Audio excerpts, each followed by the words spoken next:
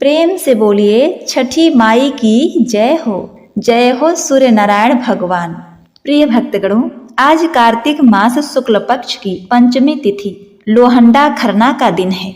मान्यता है कि खरना के दिन ही छठी मैया का आगमन होता है। तो आज आप श्रवण करेंगे मन को पवित्र करने वाली खरना व्रत की कथा। कथा को पूरा सुनिएगा, आधी नहीं। आधी सुनने से छठी मैया का अपमान होता है और पूरा सुनने से छठी माता अपनी कृपा बनाए रखती हैं। सुहाग की लंबी उम्र होती है, घर में धन की वृद्धि होती है और संतान की सदा रक्षा होती है। हे छठी मैया, हे सूर्य नारायण भगवान, इस कथा कहानी को कहते सुनते हुंकारा भरते सभी भक्तों की मनोकामनाएं पूर्ण करना, उन्हें धन पुत्र आरोग्य परिवार में खुशहाली प्रदान करना। एक गांव में एक देवरानी और एक जेठानी रहा करती थी। दोनों का बंटवारा हो चुका था। दोनों अलग अलग रहा करती थीं, अलग अलग चूल्हे पर खाना बनाती थीं, अलग अलग रहती थीं, कोई भी काम अलग अलग करती थीं। दोनों देवरानी जेठानी को कोई संतान नहीं थी। देवरानी बड़े ही अच्छे स्वभाव वाली और सीधी साधी महिला थी और जेठानी थोड़ी सी क्रूर और गुस्से वाली थी। लेकिन फिर भी वे एक दूसरे से सदा प्रेम से बातचीत करके जीवन यापन कर रही थी। धीरे धीरे समय बीतता गया। इस प्रकार करते करते 9 वर्ष हो गए, फिर भी दोनों को संतान सुख नहीं प्राप्त हुआ। एक दिन की बात है, देवरानी जेठानी अपने घर के बाहर बैठी हुई थी तो आस पड़ोस की महिलाएं वहां बैठकर आपस में बात कर रही थी कि कार्तिक मास आ गया है, हमें नियम धर्म से भोजन करना चाहिए, नियम धर्म से भोजन बनाना चाहिए, तुलसी माता की सेवा करनी चाहिए और छठ व्रत वाले दिन बड़े ही नियम धर्म से साफ सफाई से उसका पालन करना है। उन सब की बातें सुनकर देवरानी जेठानी उन सब से पूछने लगी कि इस व्रत को करने से क्या फल मिलता है, इससे क्या होता है। तब पड़ोसन बोली, सूर्य षष्ठी व्रत है ये, कार्तिक के शुक्ल पक्ष का प्रधान व्रत है ये। छठ व्रत करे जो पूर्ण हो उनके मनोरथ, कोढ़ी को मिले काया, लंगड़े को मिले रथ, बाझिन को मिलता है बेटा, निर्धन को मिले धन, अंधे को आंख मिलती, सूखे को मिलता सावन। इस प्रकार कहते हुए पड़ोसिन ने छठ के महापर्व की सभी विधि विधान उन दोनों को बतलाया। यह सुनकर देवरानी जेठानी बड़ी ही प्रसन्न होती हैं और कहने लगी, बहन हम भी छठ करेंगे और अपने को पुत्र मांगेंगे और सच्चे मन से पूरे निष्ठा लगन से इस व्रत को करेंगे। दोनों अपने अपने घर आईं। कुछ दिनों बाद कार्तिक मास शुक्ल पक्ष की चतुर्थी तिथि आई। उन दोनों ने चतुर्थी के दिन नियम धर्म से भोजन बनाया। लौकी का सब्जी, चने का दाल बनाया, चावल घी में भोजन बनाया और भोजन बनाकर दोनों बड़े प्रेम से भोजन की। जो देवरानी थी वह अपने आस पड़ोस में भी उस प्रसाद को थोड़ा थोड़ा बांट देती है और थोड़ा सा कुत्ते के लिए निकाल देती है, थोड़ा सा गौ माता के लिए, थोड़ा सा बछिया के लिए और एक पत्ते पर पंछी रानी को रख देती है। और जो जेठानी थी उसने प्रसाद बनाने के बाद किसी को भी नहीं दिया और चुपचाप खा ली। इस प्रकार से नहाए खाए का दिन तो पूर्ण हो गया। अगला दिन आया खरना लोहंडा का। इस दिन देवरानी जेठानी ने पूरे दिन उपवास रखा और संध्या के समय विधि पूर्वक साफ सफाई से भगवान के प्रसाद के लिए खीर बनाया। खीर बनाने के बाद देवरानी ने तो उस खीर प्रसाद को भगवान को भोग लगाकर छठी मैया को चढ़ाकर अपने खाने के लिए उसने जैसे ही थाली में खीर परोसा, उसे याद आया कि उसने तो घी का दिया जलाया ही नहीं। अब घी का दिया लेने के लिए वह अलग कमरे में गई। अब इधर जेठानी ने भी पूरे श्रद्धा भाव से खीर बनाया। खीर बनाने के बाद वह भगवान को भोग लगाकर बिना किसी को बुलाए, बिना खीर प्रसाद वितरण किए खुद खीर खाने के लिए बैठ गई। फिर उसे भी याद आया कि उसने भी दिया नहीं जलाया है। वह भी दिया लेने के लिए अन्य कमरे में गई। तभी अचानक 2 कुत्ते उनके घर में घुसे और भोजन खाने लगे। अंदर से चप चप की आवाज आई तो दोनों अपने अपने कक्ष के भीतर जाकर देखने लगी। देवरानी ने कुत्ते को खीर खाते देखा तो कुछ नहीं बोली, तथा बर्तन में बची हुई बाकी खीर भी बड़ी श्रद्धा के साथ उसके आगे डाल दी। लेकिन जेठानी थाली में मुंह मारते हुए कुत्ते को देखते ही आग बबूला हो गई। उसने कमरे का द्वार बंद कर दिया और डंडा लेकर कुत्ते को इतना मारा कि उसके कमर की हड्डी तोड़ दी। उसकी आंख फूट गई, उसका पैर टूट गया। कुत्ता अधमरा हो गया। जैसे तैसे चिल्लाते चीखते हुए वह जान बचाकर वहां से भागा। अब जब दोनों कुत्ते बाहर मिले तो एक दूसरे का हाल पूछने लगे। जो कुत्ता देवरानी के यहाँ गया था वह बोला, मैं जिसके कमरे में गया था वह स्त्री तो बड़ी ही भली है। मुझे खीर खाते देखकर भी वह मुझे कुछ नहीं कही, बल्कि बर्तन में खीर खत्म हो जाने के बाद उसने उसमें और खीर डाल दी ताकि मैं भर पेट खा सकूं। उसने तो मेरी आत्मा ऐसे तृप्त की है कि मेरी तो छठी माई से यही कामना है कि मरने के बाद मैं उसी का पुत्र बनूं और जीवन भर उसकी सेवा करके इस ऋण को चुकाता रहूं।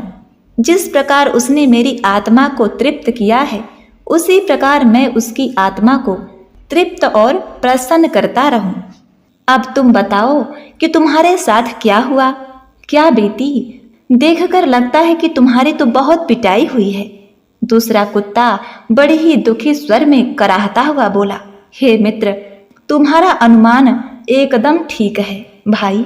आज से पहले मेरी ऐसी दुर्गति कभी नहीं हुई थी। पहले तो थाली में मुंह मारते ही सारा जबड़ा हिल गया। फिर भी भूख से परेशान होकर मैंने 2-4 कौर खाए। वैसे ही वह दुष्टा आ गई और कमरा बंद करके डंडे से उसने मुझे इतना मारा कि मेरी कमर तोड़ दी, आंख फोड़ दी, पैर की हड्डी टूट गई। मैं तो छठी माई से यही निवेदन करता हूँ कि अगले जन्म में मैं उसका पुत्र बनकर उससे बदला चुकाऊं। जैसे उसने मार मार कर मेरी कमर तोड़ी वैसी ही भीतरी मार से मैं उसका हृदय और कमर तोड़ डालूं। देवरानी ने अपने बनाए हुए संपूर्ण खीर को उस कुत्ते को खिला दिया था, इसलिए उसने दोबारा से बर्तन धोए, साफ सफाई की और पुनः आग जलाकर खीर पकाई। खीर पकाने के बाद उसने फिर से भगवान को छठी मैया को भोग लगाई और आस पड़ोस में फिर से उसने खीर वितरण किया। उसके बाद याचमन करके खीर को बड़े ही प्रेम श्रद्धा पूर्वक ग्रहण किया। इधर जो जेठानी थी वह गुस्से में आग बबूला हो गई थी। उसने दोबारा न तो खीर बनाई न ही घर की सर सफाई की। उसके सिर पर तो क्रोध सवार था और उसी बचे खुचे खीर को ही ग्रहण कर लिया। इस तरह से दोनों देवरानी जेठानी ने अपने छठ व्रत को पूर्ण किया। कहते हैं कि बेजुबान की बद्दुआ बड़ी ही बुरी होती है। इसे दैव योग ही कहा जाएगा कि दूसरा कुत्ता जो मार खाया हुआ था वह शीघ्र ही जेठानी के द्वार पर ही मर गया। अब अपने प्रिय मित्र को मरा हुआ देखकर जो पहला कुत्ता था वह भी दुखी रहने लगा। अन्न पानी खाना छोड़ देता है और इस तरह से 4-5 दिन के बाद वह भी अपने प्राण त्याग देता है। इस प्रकार से कुछ दिन व्यतीत होते हैं और देवरानी जेठानी दोनों एक साथ गर्भवती हो जाती हैं। लोग कहने लगते हैं, देखो छठी मैया की कितनी बड़ी कृपा है कि दोनों ने ही एक साथ गर्भ धारण किया है। दोनों ने एक साथ छठ मैया का व्रत किया था। छठ माई ने उन्हें आशीर्वाद दिया है। ऐसे करते करते 9 महीना पूरा हो गया और 9वें महीने के पूर्ण होने के बाद 10वें महीने में दोनों देवरानी और जेठानी को एक एक पुत्र रत्न की प्राप्ति हुई। जो मार खाया हुआ दूसरा कुत्ता था वह जेठानी के घर में पुत्र के रूप में आया। पुत्र पाकर जेठानी बहुत ही खुश हुई। पुत्र को लेकर उसने अपने मन में बड़े बड़े सपने बांध लिए थे। मगर अगले साल जब छठ का पर्व आया तो उस दिन जेठानी का लड़का मर गया। जेठानी की तो जैसे दुनिया ही उजड़ गई। वह दहाड़े मार कर रोने लगी, मगर किया क्या जा सकता है। जैसे तैसे उसने अपने सीने पर सब्र का पत्थर रख लिया। फिर तो हर वर्ष उसे लड़का होता और छठ के दिन ही मर जाता। जब 3-4 बार ऐसा हुआ तो जेठानी को इस पर कुछ संदेह हुआ कि आखिर मेरा लड़का छठ वाले दिन ही क्यों मरता है। फिर एक रात सपने में उसे वही कुत्ता दिखाई दिया। उसने कहा, मैं ही बार बार तेरा पुत्र होकर मृत्यु को प्राप्त हो रहा हूँ। तूने मेरे साथ जो व्यवहार किया था मैं उसी का बदला चुका रहा हूँ। छठी मैया ने मेरी पुकार सुनी और मेरे कहने से ही छठी मैया तुझे पुत्र के रूप में मुझे देती हैं और फिर मुझे वापस ले लेती हैं। यह सुनकर जेठानी बड़ी ही दुखी हुई और उसने छठी मैया से क्षमा याचना की। और इसके बाद जब छठ का व्रत आया तो देवरानी जेठानी ने फिर से छठ का व्रत किया। देवरानी का बेटा अब 5 वर्ष का हो चुका था। इस बार जेठानी ने पूर्ण विधि विधान से छठ का व्रत किया तो उसे भगवान की कृपा से, सूर्य नारायण की कृपा से, छठी मैया की कृपा से फिर से एक पुत्र की प्राप्ति हुई। पुत्र को पाकर जेठानी बड़ी ही खुश हुई। उसका पालन पोषण बड़े ही लगन से करने लगी। जब वह पुत्र बड़ा हुआ तो वह बड़ा ही उदंड और माँ को दुख देने वाला हुआ। वह अपनी माँ से कभी भी सीधे मुंह बात नहीं करता, उन्हें दुख देता, चोरी चकारी करता। आए दिन राजा के सिपाही उसे चोरी करने के जुर्म में पकड़कर कैद खाने में डाल देते। जेठानी की बड़ी ही जग हंसाई होती। इस तरह से जेठानी का बेटा अपनी माँ को सदैव दुख दिया करता था। वह जीवित तो हो गया लेकिन दुख देना नहीं छोड़ा। जेठानी बार बार छठी मैया से प्रार्थना करती रही, लेकिन जो उसने पाप किया है एक ही बार में कहाँ धुलने वाला था। ऐसे ही एक दिन देवरानी के बेटे को अपनी बड़ी माँ का दुख देखा नहीं गया। उसने अपने छोटे भाई को बहुत समझाया और अपने पूर्व जन्म का सारा वृत्तांत सुनाया, क्योंकि उसे अपने पूर्व जन्म की सभी बातें याद थी और किस प्रकार बड़ी माँ प्रायश्चित कर रही हैं। अब उन्हें तुम्हें क्षमा कर देना चाहिए। छठी मैया ने तुम्हें उनके गोद में दिया है, अब तुम उनकी सेवा करो, उन्हें दुख मत दो। वे बड़े ही निष्ठा से छठ का व्रत रखती हैं। यदि तुम उन्हें इसी प्रकार दुख देते रहोगे तो छठ मैया को कौन मानेगा। छठ मैया की महिमा बड़ी ही निराली है। उनके ही प्रताप से तुम फिर से जीवित हुए हो। इस प्रकार अपने बड़े भाई के द्वारा समझाए जाने पर वह छोटा भाई समझ गया और उसे भी अपने पूर्व जन्म का स्मरण हो आया। उसने अपनी माता जेठानी को क्षमा कर दिया। इस तरह से वह अपनी माता का सेवा बड़े ही जतन से करने लगा। छठी मैया के कृपा से पूरा परिवार खुशहाल हो गया। घर में अन्न धन के बरकत होने लगे। देवरानी जेठानी पुत्रवती अखंड सौभाग्यवती हुई। उनके घर परिवार में सुख समृद्धि खुशहाली पुनः वापस आ गई। तो हे छठ मैया, आपकी कृपा बड़ी ही अनंत है, बड़ी ही अनोखी है। हे माता, छठ व्रत करने वाले सभी महिलाओं पर अपनी कृपा दृष्टि बनाए रखना। तो बोलिए छठी मैया की जय हो। प्रिय भक्तगणों, अब आइए श्रवण करते हैं महाप्रसाद खरना की बड़ी ही दुर्लभ, अद्भुत और सुंदर कथा। इस कथा को पूरा सुनिएगा, छठी मैया आपका कल्याण करेंगी। एक गांव में एक ब्राह्मण अपनी पत्नी और बेटी के साथ रहा करता था। उसकी बेटी का नाम चटोरी था। वह इस कारण क्योंकि वह खाना बनाते बनाते जूठा कर दिया करती थी। थोड़ा सा उसमें से लेकर चख लिया करती थी। किसी भी खाद्य पदार्थ को देखकर उसे अपने ऊपर नियंत्रण ही नहीं रहता। इस कारण उसका नाम सबने चटोरी रख दिया था। हालांकि वह कन्या अत्यंत ही रूपवती तथा कामकाजी थी। केवल एक अवगुण के कारण ही उससे कोई भी विवाह करने को तैयार नहीं होता। चटोरी के लिए बहुत से रिश्ते आते, लेकिन वह रिश्ता जुड़ने से पहले ही टूट जाते थे। ब्राह्मण को अपनी इकलौती संतान चटोरी की विवाह की अत्यंत ही चिंता होने लगी। चटोरी की माँ ब्राह्मणी छठी मैया की परम भक्त थी। उन्हीं की कृपा से चटोरी का जन्म हुआ था। अब ब्राह्मणी ने मन ही मन छठी मैया से मनौती किया। अब क्या था, छठी मैया के कृपा से चटोरी के लिए एक रिश्ता आया, किंतु ब्राह्मणी अपनी पुत्री चटोरी के चटोरेपन की बात लड़के वालों से कही। यह बात सुनते ही लड़के की माँ ने विवाह से साफ इनकार कर दिया, यह कहकर कि हमारे घर आए दिन पूजा पाठ अनुष्ठान होते रहते हैं, हमें ऐसी बहू नहीं चाहिए जो घर में झूठा काठा करते फिरे। किंतु लड़के ने अपनी माँ को यह कहते हुए मना लिया कि माँ, लड़की बहुत ही सुंदर है, उसके जो बच्चे होंगे वह भी चांद का टुकड़ा होंगे। रही बात चटोरेपन की, तो अपनी बेटी समझकर सहन कर लेना। लड़के के निवेदन करने पर वह मां मान गई और बड़े ही धूमधाम से चटोरी का विवाह नवरात्रि के शुभ दिन में संपन्न हो गया।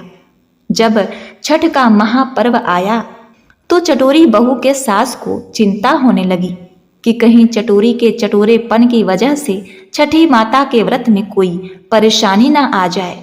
प्रिय भक्तों, जब छठ का व्रत आया, नहाए खाए तो किसी तरह पूरा हो गया। पहले दिन सब कुछ ठीक रहा, किंतु अब तो खरना के दिन खीर बनाने के साथ प्रसाद भी बनाना था और चटोरी को प्रसाद जूठा करने से भी रोकना था। इन सभी बातों को सोचते हुए सास ने एक उपाय निकाला। सास ने गेहूं को धोकर सुखाकर उसे चक्की में पिसवा दिया। अब जब चटोरी ने देखा कि इतना सुंदर आटा है तो उसके मन में आया कि क्यों ना मैं इसकी लिट्टी लगाकर खा लूं। अब ना चाहते हुए भी उसको बहुत मन कर रहा था लिट्टी खाने का, लेकिन अब क्या करे, सास की वजह से वह लिट्टी बना भी नहीं सकती थी। चटोरी तो किसी तरह मौका देख रही थी कि कहाँ समय मिले और कहाँ वह लिट्टी बनाकर खाए। और उधर उस सास ने चटोरी से कहा कि बहू, तुम नदी से एक घड़ा पानी ले आओ जो कि बहुत दूर है। जब तुम नदी से पानी लाओगी तभी प्रसाद बनेगा। यह सुनकर चटोरी बहुत ही प्रसन्न हो गई। वह चोरी से एक अंजुली आटा अपने आंचल में छुपा लेती है और घड़ा लेकर नदी की तरफ चली जाती है। अब इधर सास तो प्रसन्न हो रही थी, सोच रही थी कि चटोरी चली गई, अब बिना विघ्न के, बिना जूठा काठा के वह सफाई से प्रसाद बना लेगी। चटोरी जब नदी पर पहुंची तो नदी के तट पर एक पत्थर था। उस पत्थर पर उसने आटा को रखकर गूंथ लिया, लिट्टी का आकार दे दिया। अब उसे रही बारी पकाने की। आग पर लिट्टी लगा दी और उस लिट्टी को एक पत्ते में लपेटकर अपने आंचल में छुपा लिया। घड़े में पानी भरकर वह रास्ते में चली आ रही थी। आते आते अब चटोरी को भूख बहुत तेज लग गई थी। उसने सोचा बिना किसी चीज के वह लिट्टी कैसे खाएगी। अब रास्ते में एक सूर्य भगवान का मंदिर पड़ता है। मंदिर में देखती है कि ढेर सारे घी के दिए जल रहे होते हैं। चटोरी यह सोचती है कि यह घी तो फालतू में बर्बाद ही हो रहा है, तो क्यों ना मैं इस घी को अपनी लिट्टी पर लगाकर खा लूं। मेरा पेट भी भर जाएगा और स्वादिष्ट भी हो जाएगा। अब ऐसा सोचकर चटोरी ने जल्दी से सभी दियों से घी निकाला और उस घी को लिट्टी पर चुपोड़कर लगाकर पेट भर खा लेती है। जब लिट्टी खा लेती है तब उसने अपने घड़े से पानी पिया और अपने घर की तरफ चली आती है। आते आते उसे संध्या हो चुकी थी। सास बहुत खुश थी। उसने सोचा कि चलो आज का दिन पूरा हुआ। अब सास जल्दी से सारा सामान, पूजा की सामग्री लेकर घाट पर चली जाती है। अब दूसरे दिन जब लोग सूर्य भगवान के मंदिर में जाते हैं उनकी पूजा करने के लिए, तो उन्होंने देखा सूर्य भगवान का जीभ बाहर निकला हुआ था। सबको देखकर बहुत हैरानी होती है। लोग सोचते हैं यह कहीं अपशगुन तो नहीं। इसके लिए लोगों ने भगवान सूर्यदेव से बहुत प्रार्थना किया कि हे भगवान, आप अपना जीभ अंदर कर लीजिए, कहीं यह अनिष्ट का प्रतीक तो नहीं। हे भगवान, हमसे क्या गलती हो गई है। लेकिन सूर्य भगवान अपना जीभ अंदर करने को मानते ही नहीं। बड़े बड़े विद्वान पंडित आकर थक गए, सूर्य भगवान माने ही नहीं। वे तो चटोरी के चटोरेपन के वजह से ही सूर्य भगवान की जीभ बाहर आ गई थी। अब उस नगर के राजा ने घोषणा करवा दी कि जो भी कोई सूर्य भगवान के जीभ को अंदर कर देगा, मैं उसे मन चाहा इनाम दूंगा। यह बात चटोरी ने भी सुन ली। चटोरी जल्दी से सूर्य भगवान के मंदिर में पहुंची और कहती है, महाराज, मैं सूर्य भगवान के जीभ को अंदर कर सकती हूँ।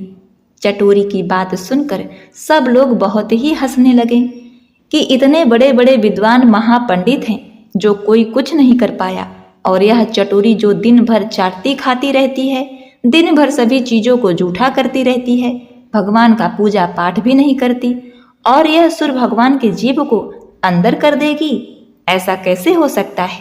लेकिन चटोरी ने कहा, नहीं, मैं कर सकती हूँ। ऐसा कहते हुए चटोरी मंदिर के अंदर जाती है, दरवाजा अंदर से बंद कर लेती है और भगवान से बहुत ही प्रार्थना करती है, मान मनौती करती है, क्षमा याचना करती है। लेकिन सूर्य भगवान नहीं मानते, उनका जीभ अंदर नहीं जाता। अब तो चटोरी परेशान हो गई। उसे आया बहुत तेज गुस्सा। उसने जोर से अपनी मुट्ठी बांधी और खींचते हुए भगवान से कहा, हे भगवान, अगर आपने अपना जीभ अंदर नहीं किया तो मैं आपके जीभ पर एक मुक्का मारूंगी। आपका जीभ कटकर धरती पर गिर जाएगा। फिर तो राजा पूछेंगे तो मैं राजा से कह दूंगी कि मैंने जीभ को अंदर कर दिया और उस कटे हुए जीभ को कहीं फेंक दूंगी। भोली चटोरी की बातों को सुनकर सूर्य भगवान मुस्कुराए और छठी माता भी अपनी उस भोली कन्या को क्षमा कर देती हैं। अब क्या था, सूर्य भगवान डर के मारे अपने जीभ को अंदर कर लेते हैं और जब राजा को पता चलता है कि चटोरी ने भगवान सूर्यदेव का जीभ अंदर कर दिया है, सभी लोग सूर्य भगवान की जय जयकार, छठी मैया की जय हो का नारा लगाने लगे। चटोरी ने राजा से कहा, महाराज, आप कुछ भूल गए हैं। आपने मुझसे वादा किया था कि मैं जो भी मांगूंगी आप देंगे। राजा ने कहा, बिल्कुल, मैंने कहा था। तब चटोरी ने कहा, महाराज, आप मुझे अपना आधा राजपाट दे दीजिए और अपने जैसा एक महल बनवाकर मुझे दीजिए, जहां पर मैं और मेरी सासू माँ कुशल पूर्वक अच्छे से खुशी खुशी रहें। अब राजा भी अपने वचन से फिर नहीं सकता था। राजा ने चटोरी को आधा राजपाट दे दिया। अब चटोरी रानी बन गई थी और उसका पति और सास ससुर खुशी खुशी साथ रहने लगे। प्रिय भक्तों, किसी को भूल कर भी छठ पूजा में जूठा काठा नहीं करना चाहिए, ना ही किसी चीज को अपवित्र करना चाहिए। इसका बड़ा ही भयानक परिणाम होता है। छठी मैया बहुत ही क्रोधित हो जाती हैं और जब प्रसन्न होती है ना, तो अन्न धन का भंडार भर देती हैं, सौभाग्यवती बनाती हैं, पुत्रवती बनाती हैं। पूरा घर सुख संपन्नता से भर जाता है, घर में खुशहाली होती है। तो इसीलिए आप इस महा छठ पर्व पर कोई भी गलती भूल कर भी ना करें, छठ मैया का आशीर्वाद प्राप्त करें। तो एक बार प्रेम से बोलिए, छठी मैया की जय हो, सूर्य नारायण भगवान की जय हो। प्रिय भक्तों, जैसा कि आप सभी जानते हैं कि छठ का महापर्व 4 दिनों तक चलता है, जिस दौरान हमें बहुत से नियमों का पालन करना होता है। आज हम जानेंगे कि खरना विधि, छठ पूजा में खरना के दिन क्या करें क्या ना करें, पीरियड में पूजा कैसे करें, किन बातों का ध्यान रखें, कौन सी गलती भूलकर भी ना करें। यदि घर में नए नए बच्चे ने जन्म लिया है तो छूत में छठ पूजा कैसे करें, क्या सावधानी बरतें, संपूर्ण जानकारी हम आपको इस वीडियो में देने वाले हैं। सबसे पहले आप कमेंट में जय छठी मैया अवश्य लिखें। कार्तिक मास शुक्ल पक्ष की षष्ठी तिथि को छठ का महापर्व मनाया जाता है। चतुर्थी को भक्त नहाय खाए करते हैं, पंचमी को भक्त दिन भर उपवास करते हैं और शाम को भोजन करते हैं। इसे खरना कहा जाता है। खरना में खीर खाया जाता है, इसलिए इसे खीरनी भी कहा जाता है। गन्ने के रस से बने हुए चावल की खीर के साथ दूध चावल का पीठा और घी चुपड़ी रोटी बनाई जाती है। इसमें नमक या चीनी का प्रयोग नहीं होता। खीर ग्रहण करने के बाद 36 घंटे का व्रत रखा जाता है। खरना तिथि पर तन और मन के शुद्धिकरण पर ध्यान दिया जाता है। मन की शुद्धता के बाद खरना आरंभ होता है। खरना के दिन ही छठ पूजा का प्रसाद भी बनाया जाता है। यहाँ भी स्वच्छता का ध्यान दिया जाता है। छठ का प्रसाद साफ स्थान पर मिट्टी का चूल्हा बनाकर उस पर आम की लकड़ी के मदद से बनाया जाता है। प्रसाद में वैसे तो बहुत सी चीजें बनती हैं, लेकिन विशेष तौर पर ठेकुआ बनाया जाता है। हिंदू धर्म में छठ महापर्व सूर्य उपासना का सबसे बड़ा त्योहार है। इस पर्व में भगवान सूर्य के साथ छठी मैया की पूजा उपासना विधि विधान के साथ की जाती है। यह सबसे कठिन व्रतों में एक माना जाता है। इस छठ महापर्व का लोगों को बड़ी बेसब्री से इंतजार रहता है। छठ ही एक ऐसा मौका होता है जब अपने गांव घर से दूर शहर में रहने वाले लोग अपने घर आते हैं। छठ में पूरा परिवार एकजुट होकर इस पर्व को मनाता है। ऐसे में छठ पूजा को लेकर लोगों में अलग अलग ही भावनाएं होती हैं। 4 दिनों तक चलने वाले छठ पूजा के पहले दिन नहाए खाए, दूसरे दिन खरना, तीसरे दिन संध्या अर्घ, चौथे दिन उगते हुए सूरज को अर्घ देकर समापन किया जाता है। छठ पूजा के दूसरे दिन प्रातः काल स्नान करने के बाद पूजा का संकल्प लें। फिर इस दिन निर्जला व्रत रखें। दिन में छठ पूजा का प्रसाद बनाएं। रात के समय यानी कि संध्या के समय चावल और गुड़ से खीर बनाएं, पूरी बनाएं। प्रसाद ग्रहण करने के बाद व्रती पूजा करें और सूर्य भगवान को खीर, पूरी और मिठाई का भोग चढ़ावें। खरना पूजा में नियमों का खास ध्यान रखा जाता है। खरना के दिन बनाए जाने वाला खीर प्रसाद हमेशा नए चूल्हे पर बनता है। इस चूल्हे की एक खास बात यह होती है कि यह मिट्टी का होता है। प्रसाद बनाते समय चूल्हे में इस्तेमाल की जाने वाली लकड़ी आम की होती है। खरना के मौके पर व्रती पूरी निष्ठा और पवित्रता के साथ भगवान भास्कर की आराधना, उपासना, पूजा अर्चना करते हैं। भगवान भास्कर को गुड़ मिश्रित खीर, घी की रोटी का भोग लगाकर स्वयं भी ग्रहण करें। इसके बाद भाई, बंधु, मित्र, परिजनों में खरना का प्रसाद बांटा जाता है। खीर के अलावा खरना की पूजा में मूली तथा केला रखकर पूजा की जाती है। इसके अलावा प्रसाद में गुड़, पूरियां तथा मिठाइयाँ रखी जाती है। भगवान को भोग लगाया जाता है। छठी मैया को भोग लगाने के बाद ही प्रसाद को व्रत करने वाला व्यक्ति ग्रहण कर सकता है।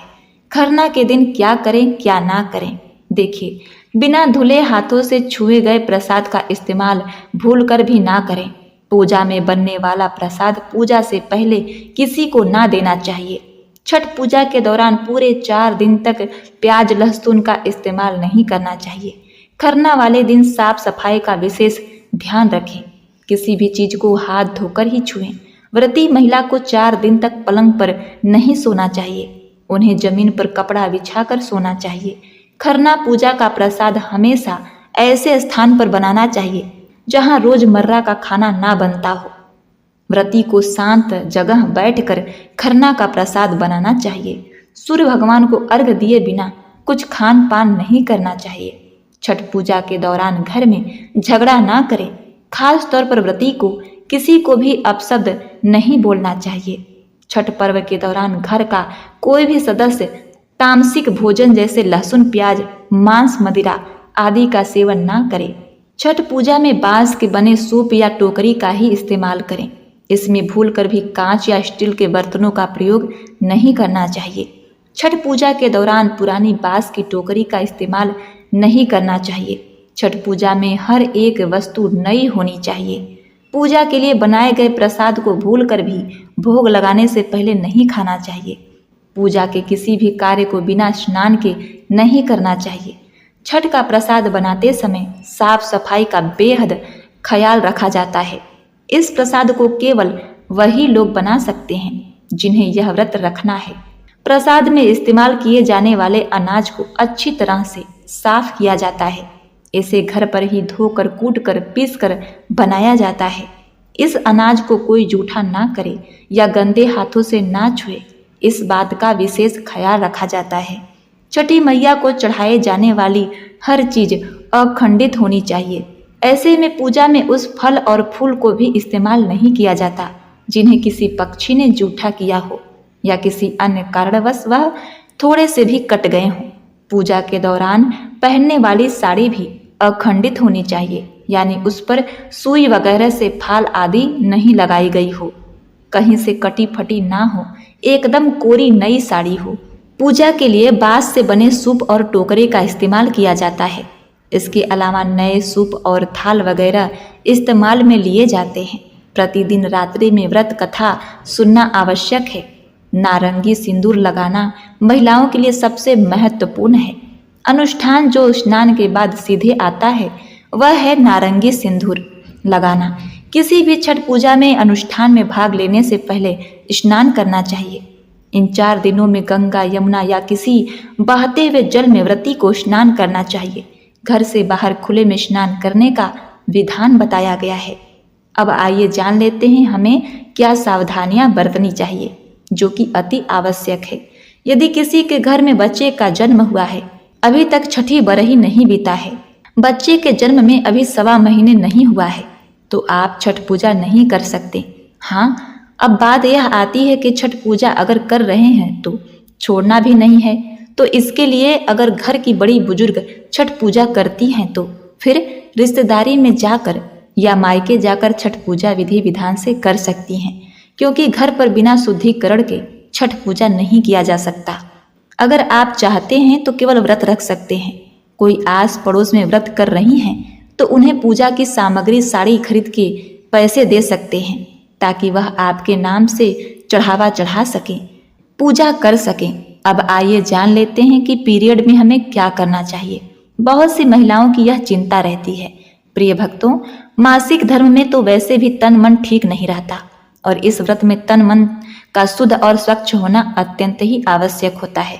अगर आप पीरियड में हैं तो फिर आप केवल व्रत रखिए, बाकी की तैयारी किसी अपने से करवा लीजिए, जैसे प्रसाद बनाना, साफ सफाई इत्यादि आप अपने पति, सास, ननद या बहन से करवा सकती हैं।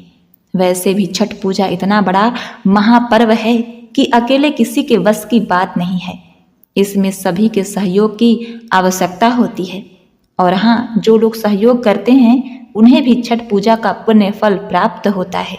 जो भी महिलाएं व्रती हैं उनका अधिक से अधिक सहयोग करें। इन सब बातों का भी आप ध्यान रखें। आप प्रसाद इत्यादि को ना छुएं तो उचित होगा। अपने बुजुर्ग अम्मा, दादी या सास से सलाह मशवरा अवश्य करें, क्योंकि छठ पूजा में जरा सी भी भूल आपके लिए कष्टकारी बन सकती है।